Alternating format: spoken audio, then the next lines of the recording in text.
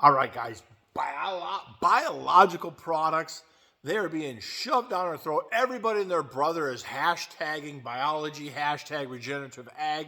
Look at our biological and blah, blah, blah, blah. And nitrogen efficiency and poppycock. Um, how do we know if they're truly working for us?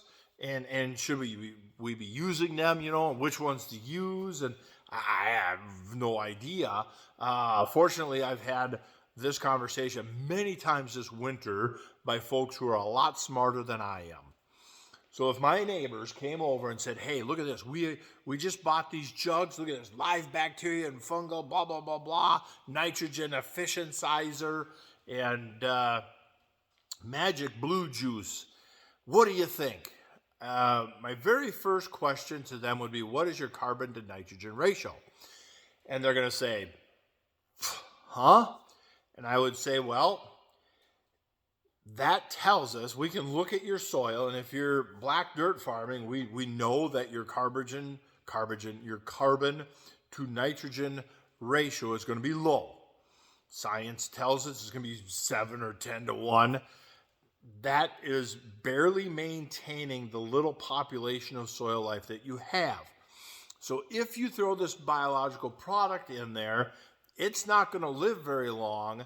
So how is it going to be able to do anything to trigger a good yield response?" And now, granted, with a seedling growing and sprouting and rooting, there's opportunity for some life there, but it won't take long.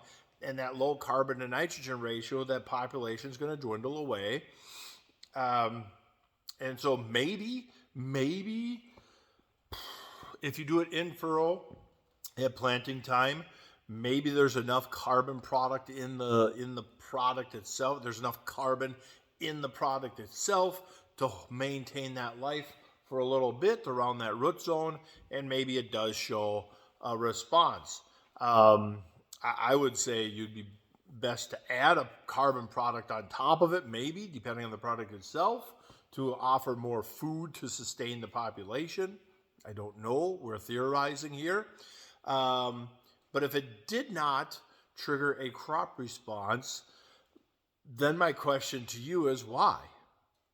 Why did it not trigger a crop response if you're going to use yield to test it? And does that prove that biology does not work on your farm?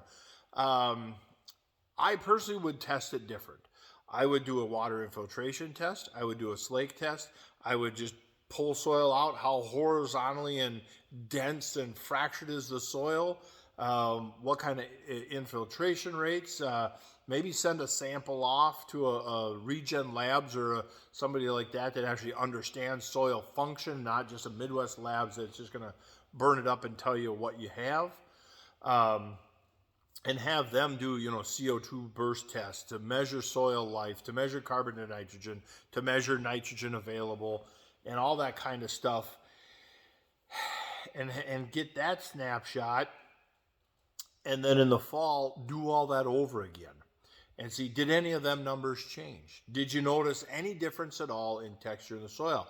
And on your first year, one application, I wouldn't expect a whole lot. If you did get a yield response, my question is that now my two-part question or split question is, does this mean that now you have proof that you should start farming in a manner that promotes biology in your soil? Or does that prove that you now need to use this product broadacre, and now you're buying your fungal, your fungicide, insecticide, herbicide, and now you're buying another biological product to take that over even more? That's how most guys are going to think. Well, it worked on that acre. I better use it on all acres. 5 more bushels. Well, it costed you 4.5, but that's regardless. So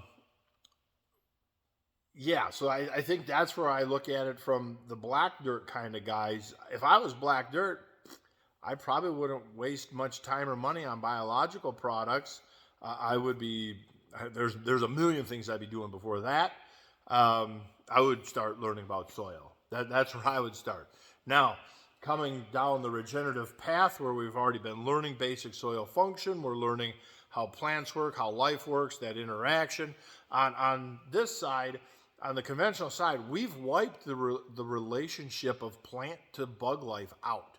We take care of all their defense, bugs, insects, and weeds. We've taken care of all that defense. We've brought all the food out to the soil, and on some ground, we're even managing the water from above and below. So there is nothing for the soil life and plant to relate on. There's no need for the relationship there.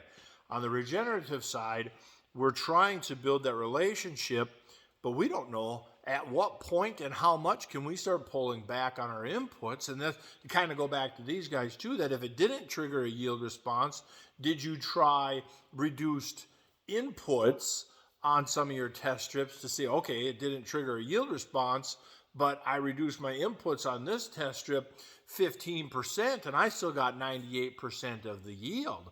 Well, then that's a success. And so on the regenerative side, we're at that tough crossroads now. We're coming into spring. All the fields have had several years of cover crops and reduced tillage, lowered chemicals and stuff like that, levels on the fields. How much can I pull back on nutrients? I don't know. When can I really make a major push? I don't know. That's where testing is going to come in. That's where we're going to Regen Labs and the Haney testing, and we're doing a deep dive into this soil testing kind of thing. That's where we're really pulling way back on our commercial fertilizers ahead of planting, and we're going to be plant testing in season and soil testing throughout the season to start to build that baseline and document how this is going to work, so we can start our own trend lines on our own farm. So then we can see after a couple years of that kind of data of different fertilizer application rates and different cover crop, so you just kind of like grade your cover crop, poor, medium, good, something simple like that. And so you just keep notes that, hey, last year field 10 had a good cover crop. Here's all the Haney test results. Here's the different fertilizer test results, and here's the yield response from that. And you can start to build your own graphs that way. Fairly simple, and it's going to be very accurate because it's our own data.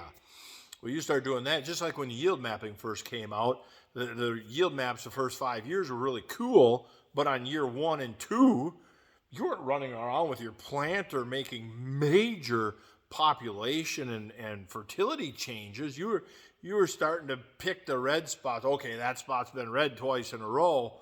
Let's go check it out. But your first 3 years of yield mapping, there's a good spot that particular spot was red, yellow, green between the 3 years. I mean, it was never a definite red, and so it takes more years. And so on the soil health side, we're there. A lot of us are at that same point that we know we're onto something. We know we're doing the right thing because we're seeing the soil change. We're seeing the improvements on the farm. But we just are waiting for science to catch up to us to tell us that, oh, yep, here you go. You can now be brave enough. Because I can look at the one field. I can easily look at my one field and say, historically speaking, I could strip till out there, run just a few gallons of some pop-up and a couple pounds of urea, and have a stunning corn crop. But when corn is $6, and your banker is there, when you go, if something happened to the crop and you go into the bank in the fall, like, sorry, I don't have your money, and they're like, oh, what happened to your corn crop? And you're like, well, geez, it should have worked. It should have worked. Historically, it worked. It just didn't. Well, what'd you do? Well, I did nothing. I put seed in the ground. I did nothing, and I got nothing.